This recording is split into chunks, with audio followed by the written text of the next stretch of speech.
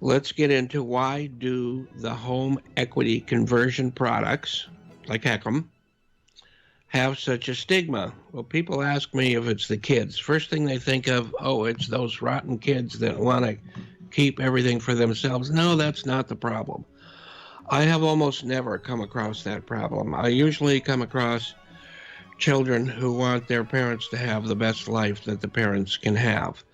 So, these kids realize that it is the best for the parents and it's the best for them.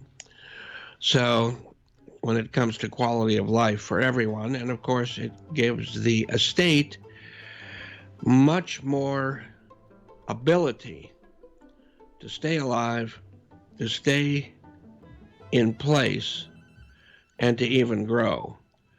So they really do want their parents happy and as healthy as possible. Living at home will help that to happen. I think that's been shown. Maybe we've talked about that kind of thing several times here on the show before. So, it's going to give the legacy a chance to survive longer and even grow larger. And our guest from a couple of months ago, you know what? He was a guest a couple of months ago, but he was repeated last week, was Philip Walker. And he educated me on some of the reason of why there is that stigma and why it exists.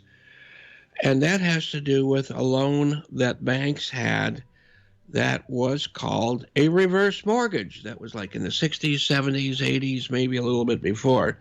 And definitely before that, there were a lot of private lenders that had those. And they were targeting, I'm going to have this coffee target me here.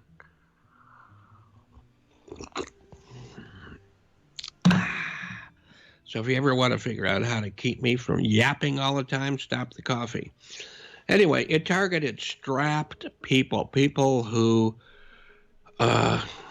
looked like they were going to lose their home and really had nowhere to go, no money. And it really targeted those people, and that's why I think it still feels that way, although that is not the case. So it allowed people to live in their home until they passed away, moved, or in many cases, this was even worse, the loan exceeded the value of the property. So if we had some years, especially, in the Midwest or something where property values didn't go up as fast as the balance of the loan and people actually lived longer, and boy, they are now, then the value or the balance of the loan would be higher than the value of the home, and that would be a no-no.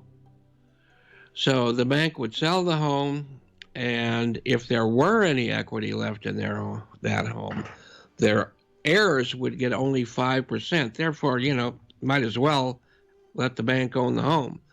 So those were not good. Those loans do not exist any longer, nor have they for a long time. And it was Ronald Reagan who had taken that concept, which meant standards created worldwide, and gave control to the FHA. And I say worldwide, I think just about every civilized country has a going industry in reverse mortgages, and most of those never have that kind of stigma at all.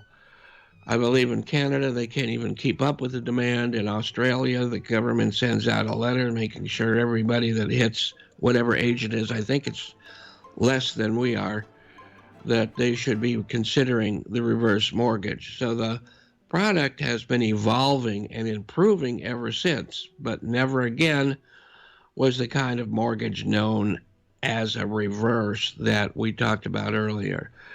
I think it's a mistake to keep calling it a reverse when it's completely different in so many ways, but our industry continues to do that. Therefore, I think our industry is to blame, because especially when they first came out, the easiest person to convince, who was it? The one that had no choice. So that is called, I hate this term, but it's called low-hanging fruit. And we can touch about that again a little bit later. But if you see some advertisement on TV saying, you're going to eat dog food tonight, so call me, That is not at all about what that is. So you need to take power in your own hands and learn. Be curious about those things we don't know. And that goes for things we don't believe in. So remember, a reverse mortgage is not a belief system, it's just math.